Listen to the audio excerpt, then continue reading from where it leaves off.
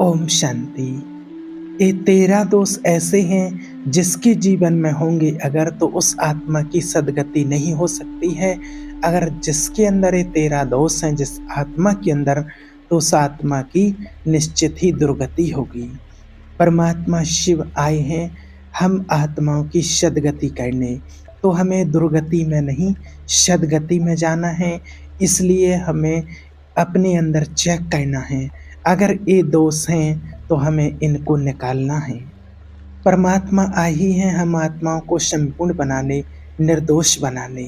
आत्मा के अंदर कोई भी पाप कर्म ना हो, ऐसा कोई भी दोष ना हो जो उसको आगे बढ़ने में बाधक हो।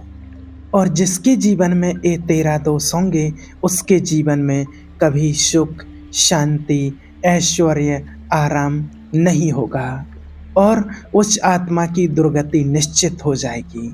तो आज आपको इसको सुनना है और चेक करना है, और अगर आपके अंदर ये है तो उसको आपको आज से ही निकालने की कोशिश करनी है।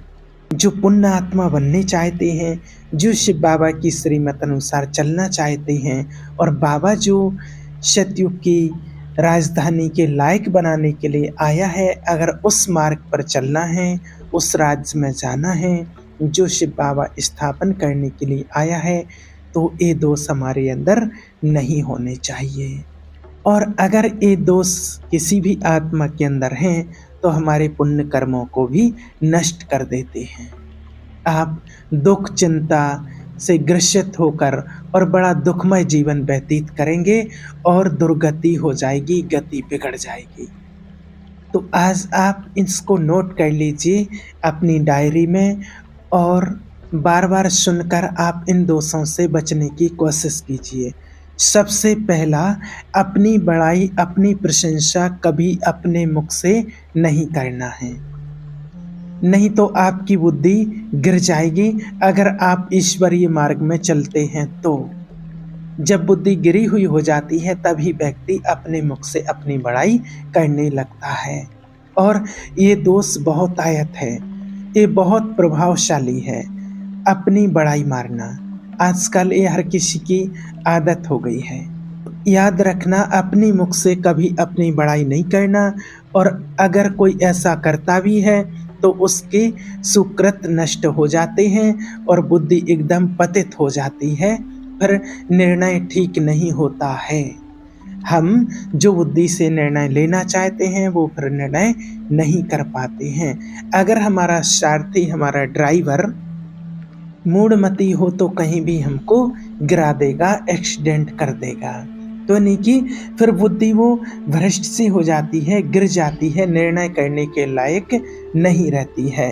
अपनी प्रशंसा अपने मुख से करना, जो शिव बाबा ने हम बच्चों को बताया है कि हमारी जो बुद्धि है उसमें निर्णय शक्ति पावरफुल होना चाहिए, और ऐसा करने से फिर हमारी बुद्धि में वो पावर नहीं रहती है। दूसरा, लोलुपता, ये वृत्ति नहीं होनी चाहिए। हम ईमानदारी से चलेंगे, सदमार्ग पर चलेंगे, और धर्म के सदमार्ग पर चलते हुए जो हमें प्राप्त होगा उसी से हम अपना पालन पोषण करेंगे, परिवार चलाएंगे। आपके बच्चे स्वस्थ होंगे, बुद्धिमान होंगे, परिवार में बहुत सुख और शांति होगी। भले दीपक की तरह जलो, कम जलो, रोशनी कम हो, लेकिन बहुत काल तक चलोगे, बहुत काल तक चलोगे, आगे बढ़ते जाओगे, लक्ष्मी की भी कमी नहीं होगी, आपके घर में बहुत काल रहेगी।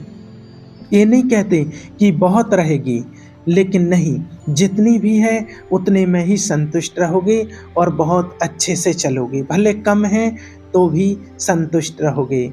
लोलुपता करोगे यानी कि हिंसा, कपट, छल, चोरी, अगर ऐसे धन आ जाए, इस प्रकार से धन आ जाए, तो धन तो आएगा, लेकिन वो आएगा जैसे हैलोजन होता है, हैलोजन की तरह एकदम प्रकाश करता है। हैलोजन बहुत प्रकाश करता है और फिर फ्यूज हो जाता है, बिल्कुल अंधकार करके चला जाता है।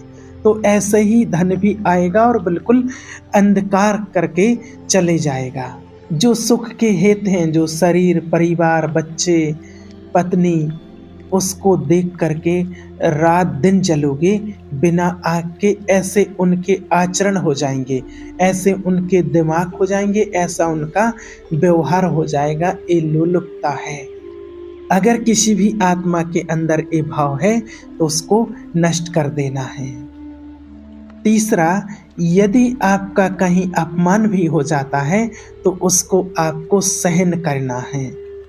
इससे आपको जीवन में बहुत लाभ मिलेगा।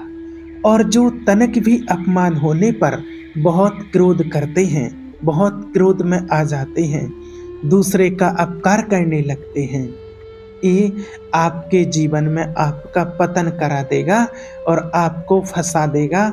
आपका हृदय जलेगा, अर्थव्यवस्था आपकी नष्ट होगी और परिवार भी आपका दुखी होगा। जरा से अपमान की संभावना में आप किसी से भिड़ गए, ये प्रवृत्ति आपका पतन कर देगी। शिव बाबा ने तो कहा ही है, मान अपमान निंदा स्तुति सब में हमें एक जैसा रहना है। और अपमान होने पर क्रोध आता है। क्रोध में आकर अगर कुछ और बात बढ़ जाती है, लड़ाई झगड़े बढ़ जाते, फिर केस होगा, क्या क्या होता है वो सब जानते हैं। अर्थ धन सब हानि होती है। और अगर आप सहन कर गए, और अगर सहन कर गए तो उसके लिए भी, आपने अगर सहन कर लिया तो सामने वाले के लिए आग बन जाएगा। किसने सहन कर कैसे लिया है, इतना कैसे सहन कर लिया है। तो हमें दंड देने की जरूरत नहीं है, उसका कर्म ही उसको दंड दे देगा। जो देता है वो उसके पास लौट करके जरूर आता है। आपको शांत रहना है।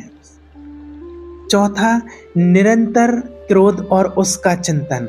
अगर बैठे बैठे हम क्रोध का चिंतन करते रहते हैं, क्रोध का चिंतन और दोषियों का चिंतन हो रहा है, दोष भरी बातें हो रही हैं, दोष भरी क्रियाएं हो रही हैं, उन्हीं का चिंतन करके जलते रहना है क्रोध से।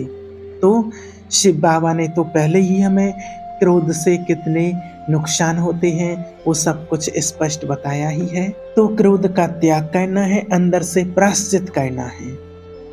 और व्यवहार में भी क्रोध को आप जीतना सीखें, पीना सीखें। अगर बार बार आपका क्रोध प्रकट होता रहेगा तो आपका स्वभाव बिगड़ता जाएगा, आपके पुण्य कर्म नष्ट होते जाएंगे और जीवन भी हमारा नष्ट होने लगता है। और क्रोध के कारण जीवन में कितने विध्वंस आते हैं, कितने विध्वंस आ जाते हैं। देखिए, आप किसी से भी क्रोध करके देखिए, फिर आपके अंदर भी कितनी उथल पुथल मचती है। ना आपको ईश्वर के ज्ञान में, योग में, ध्यान में, किसी भी चीज़ में आपका मन नहीं लगता है। अंदर अंदर जलते रहते हैं, आनंद वृत्ति तो आपकी रह ही नहीं सकती है और बैठे बैठे जलते रहते हैं। ये क्रोध बिल्कुल भी हमें नहीं करना है। और आश्रित जनों की रक्षा ना करना। अगर कोई मदद के लिए आपके पास भाग करके आता है, कोई पशु पक्षी किसी भी प्रकार से, या कोई मनुष्य, अगर आप उसकी मदद कर सकते हैं, आप समर्थ हैं, रक्षा कर सकते हैं, तो उसकी रक्षा जरूर कीजिए, उसकी मदद कीजिए। अगर कोई पशु पक्षी आपके पास आपसे मदद मांगने के लिए आते हैं तो जरूर उसकी मदद कीजिए। अगर आप उसको मार देते हैं, वो आपके पास मदद के लिए आया है, या मरवा देते हैं, तो इससे भी हमारे सुकृत नष्ट हो जाते हैं, पुण्य कर्म नष्ट हो जाते हैं। ये दुर्गति का कारण बन जाता है। और जो पाप कर्म उत्साहित होकर के करते हैं, इसमें हर एक को सावधान रहना चाहिए। जो नहीं करना चाहिए, अगर वो पाप कर्म आपके द्वारा मन में प्रेरित हो रहे हैं, संकल्प बन रहे हैं, क्रियाएं बन रही हैं, तो दुर्गति जरूर होगी, पुण्य नष्ट हो जाएंगे, दुख अशांति बढ़ती चली जाएगी, शांति को प्राप्त नहीं कर पाएंगे। ऐसा नहीं कि जो मन में आवे सो करवें, पाप आचरण ऐसा नहीं करना। इच्छा हो गए हैं, अपनी बड़ाई अपने मुख से करने वाला, लोलुपता, तनिक से अपमान में सहन न करने वाला, निरंतर क्रोधी और आश्रित जनों की रक्षा न करने वाला, और निडर हर्षित होकर पाप कर्म करने वाला। ये 6 हो गए हैं। अब 7वां है गलत विचारों का, वासनाओं का, काम वासनाओं का ही चिंतन करना, उनमें ही मन लगाना, गलत आचरणों का चिंतन करना। पर स्त्रियों में काम वासनाओं का चिंतन करना, भोगों का चिंतन करना, रात दिन बैठे बैठे गंदी बातों का चिंतन करते रहना, गंदी बातें देखना, गंदी बातें सुनना, गंदी बातों का चिंतन करना, फिर और किसी के प्रति गलत दृष्टि से देखना, किसी माता बहन को गलत दृष्टि से देखना, काम वासना की दृष्टि से देखना, भोग वृत्ति से देखना, तो उसकी दुर्गति निश्चित है। बड़े बड़े उदाहरण इतिहास में हैं जिन्होंने ऐसे दृश्य देखे, नेत्रों से देखने की चेष्टा की, मन में चेष्टा की भोगने की, तो वो आज नष्ट हो गए, चाहे वो कितने ही बड़े बड़े प्रतापी क्यों ना हो। दुर्योधन कोई साधारण थोड़ी थे, व्यास जी ही उनकी उत्पत्ति का कारण बने थे। अब देखो इतने महान पुलक्ष जी की उत्पत्ति का कारण जो रावण है, तो इनके कारण ही पुण्य कर्म नष्ट हो जाते हैं जो ऐसे गंदे आचरणों का चिंतन करते रहते हैं। और गीता में तो स्पष्ट लिखा हुआ है, काम क्रोध लोभ मोह अहंकार ये है नरक के द्वार। शिव बाबा ने भी हमें पांचों विकारों का त्याग करने के लिए सबसे पहले ही इसका ज्ञान दिया है, क्योंकि इससे व्यक्ति की दुर्गति ही होती है। इसलिए हमें इसका सबसे पहले त्याग करना ही है। हमें इन वासनाओं के चिंतन से बचना है। ये बहुत घातक है, बहुत बड़ा जहर है। अगर विकारों का चिंतन होने लगा तो अंदर ही अंदर जैसे कि जलते रहते हैं। ये अंदर की जो आग है ना, काम अग्नि, ये इतनी बढ़ती चली जाएगी कि मुझे क्या करना चाहिए, क्या नहीं करना चाहिए, व्यक्ति बिल्कुल अंधा हो जाता है, बुद्धि एकदम भ्रष्ट हो जाती है। इसलिए इसका चिंतन कभी भी नहीं करना है। ये जो राक्षस प्रवृत्तियां सुनने को मिलती हैं ना कि ऐसा हुआ ऐसा हुआ, उन्होंने देखा सुना और चिंतन किए, अब इतनी राक्षस वृत्ति आ गई कि बस अब फिर इंसान और राक्षसों में कोई अंतर नहीं रहेगा। अब 8वां, विषमता रखने वाला। सबके साथ वर्ताव ऐसा करें कि मैं बहुत श्रेष्ठ हूँ और दूसरे सब बेकार हैं। नहीं, ऐसा नहीं। अब ईश्वर की संतान है, सबके प्रति समान व्यवहार करना है। जो आप भोजन करते हैं घर में, परिवार में, तो वही सबको दीजिए। कोई भी आपके घर में आता है, परिवार में आता है, रिलेशन से आता है, तो इतनी विषमता ना फैलाएं, उसको भी मान सम्मान दीजिए अपने जीवन में। आप सबके निंदा के पात्र ना बन जाएं, ऐसी विषमता नहीं करनी है।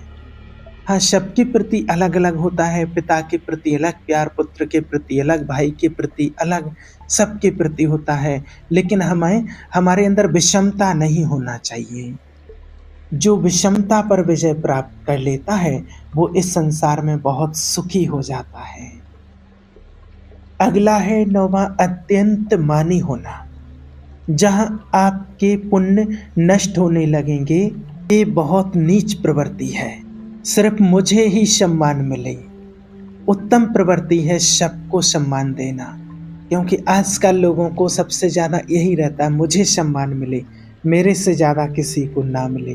तो ये भी अच्छी प्रवृत्ति नहीं है, इसका भी हमें त्याग करना है। 10वां है, दान देने की बात कह करके मुकर जाना या दान दे करके पश्चाताप करना।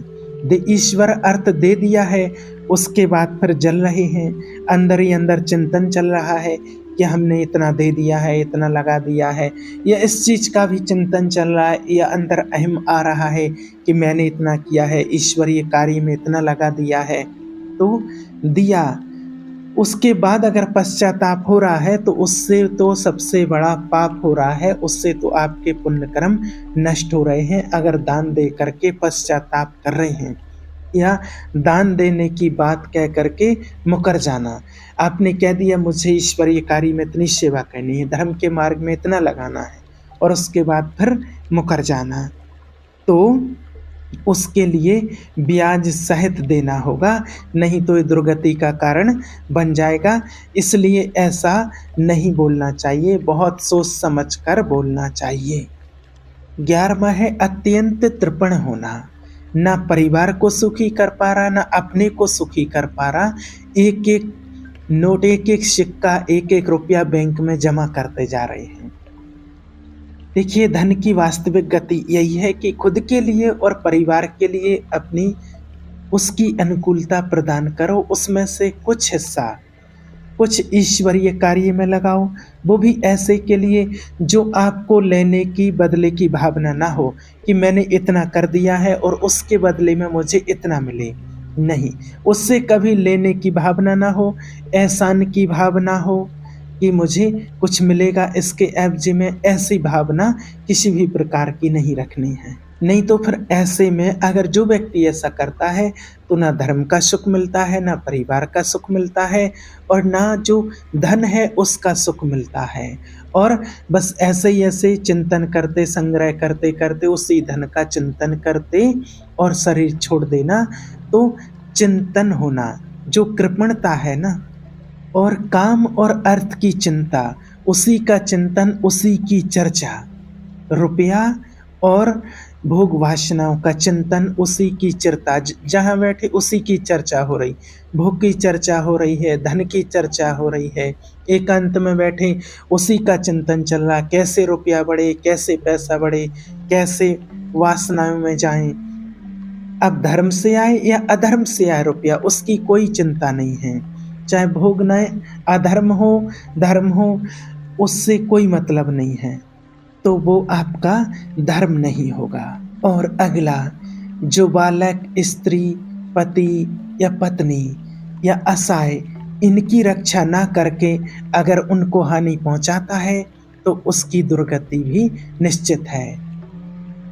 मान लीजिए पति पत्नी में कोई कटु वचन बोलते हैं, क्रोध आ जाता है, ऐसा स्वभाव है उनका, तो बना तो वो आपके प्रारब्ध से ही है, आपके कर्मों से ही संयोग बना हुआ है, तो उसके साथ भी लड़ाई झगड़ा करते रहते हैं, शादी के रूप में उतर जाते हैं, मारपीट करने लगते हैं, तो और कहनी बिगड़ जाती है। बालक है, अगर उसको तो देखो कोई ज्ञान नहीं है कि अच्छा बुरा क्या होता है, वो आपके साथ अच्छा व्यवहार कर रहा, बुरा व्यवहार कर रहा, अगर उसको ज्ञान नहीं है तो आपको उसकी रक्षा करनी है, उसका शोषण नहीं करना है। तो कोई असहाय है, बालक है, पत्नी है, स्त्री है, तो उनकी रक्षा करनी है। घर में माता पिता होते हैं, असहाय होते हैं, वो वृद्ध हो गए हैं, उनकी बुद्धि बिगड़ गई है, आप उनकी सेवा करते हैं, फिर भी वो आपको गाली देते हैं, अशब्द बोलते हैं, लेकिन उसके बावजूद भी आपको उनकी सेवा करनी, उनको दंड नहीं देना है, उनको मारना नहीं है। अगर आपने इन दोषों को स्वीकार किया, तो निश्चित आपकी दुर्गति होगी, फिर आपको कहीं शांति नहीं मिल सकती है। इसलिए इन दोषों को बार बार सुन करके और ये अंदर चेक करके कि कहीं है तो नहीं, और अगर है तो उसको आज से ही बिल्कुल निकाल देना है, इन दोषों का त्याग करना है। हमें ईश्वर को याद करके, शिव बाबा से शक्ति लेकर के और